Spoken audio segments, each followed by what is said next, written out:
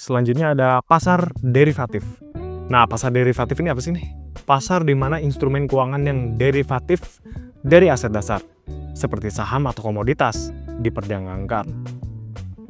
Instrumen derivatif mencakup kontrak berjangka, opsi, dan swap. Ya, ini contohnya adalah perdagangan opsi saham yang memberikan hak kepada pembeli untuk membeli atau menjual saham pada harga tertentu di masa depan. Nah, ini fungsinya adalah membantu investor mengelola risiko, seperti melindungi nilai terhadap fluktuasi harga aset dasar. Selanjutnya ada pasar komoditas. Nah, ini tempat di mana komoditas fisik seperti minyak, emas, dan gandum diperdagangkan. Ya, ini barang-barang asli ya. Ini contohnya adalah perdagangan emas atau minyak mentah di pasar internasional. Ya, fungsinya adalah memungkinkan produsen dan konsumen komoditas untuk mengamankan harga dan mengelola resiko harganya.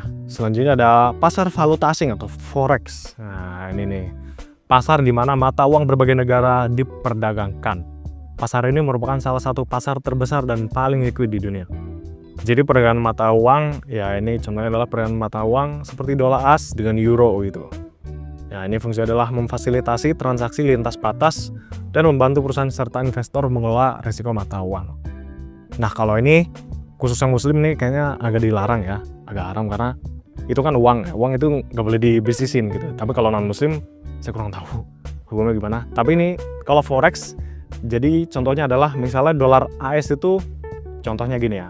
Misalnya dikonvert ke rupiah itu adalah 15.000, 1 dolar 15.000. Nah, terus kalau ke euro, 1 euro itu misalnya itu 20.000 gitu.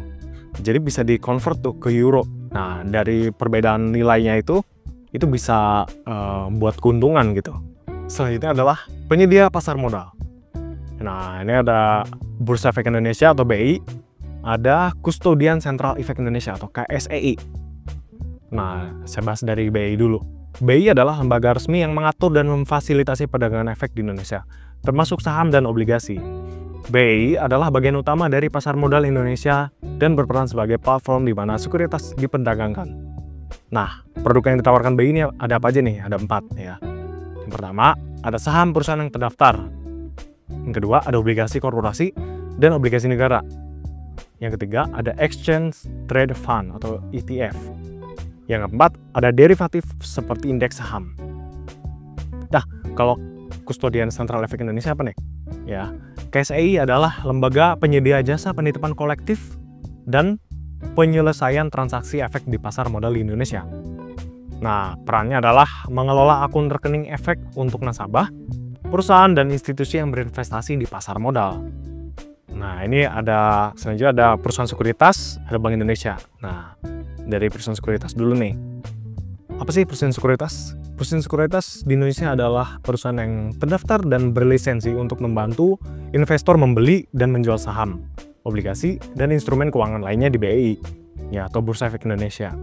Contohnya adalah PT Mirai Aset Sekuritas Indonesia, PT Mandiri Sekuritas, PT Indo Premier Sekuritas, ya ini IPOT ya, terus PT BNI Sekuritas gitu, dan banyak banget lainnya ya. Selanjutnya ada Bank Indonesia. Nah, ini nih. Ini Bank Indonesia. Sebagai bank sentral, BI mengelola kebijakan moneter dan juga mengawasi pasar obligasi negara melalui penerbitan surat utang negara. Produk yang ditawarkan adalah obligasi pemerintah. Ya, kalau kita mau beli obligasi pemerintah gitu ya, beli di BI nih. Surat utang negara, sukuk, dan lain-lain ini disediakan oleh Bank Indonesia. Nah, selanjutnya ada Lembaga Penjamin Simpanan atau LPS. LPS adalah lembaga yang bertugas untuk menjamin simpanan nasabah di bank dan menjaga stabilitas sistem perbankan. Nah, produk yang ditawarkan adalah menjamin dana investor di deposito berjangka dan rekening tabungan yang sesuai dengan regulasi yang ditetapkan. Jadi kesimpulannya adalah pasar modal menyediakan platform untuk berbagai produk investasi. Nah, ini memungkinkan investor untuk memilih yang paling sesuai dengan tujuan, toleransi risiko, dan horizon waktu mereka. Ya, diversifikasi portofolio dengan menggabungkan berbagai jenis produk investasi dapat membantu mengurangi risiko dan meningkatkan potensi imbal hasil. Penting bagi setiap investor untuk memahami karakteristik masing-masing produk melalui riset dan mempertimbangkan kondisi keuangan pribadi sebelum membuat keputusan investasi. Dengan pendekatan yang tepat, investasi di pasar modal dapat menjadi alat yang efektif untuk mencapai kebebasan finansial dan mempersiapkan masa depan yang lebih baik.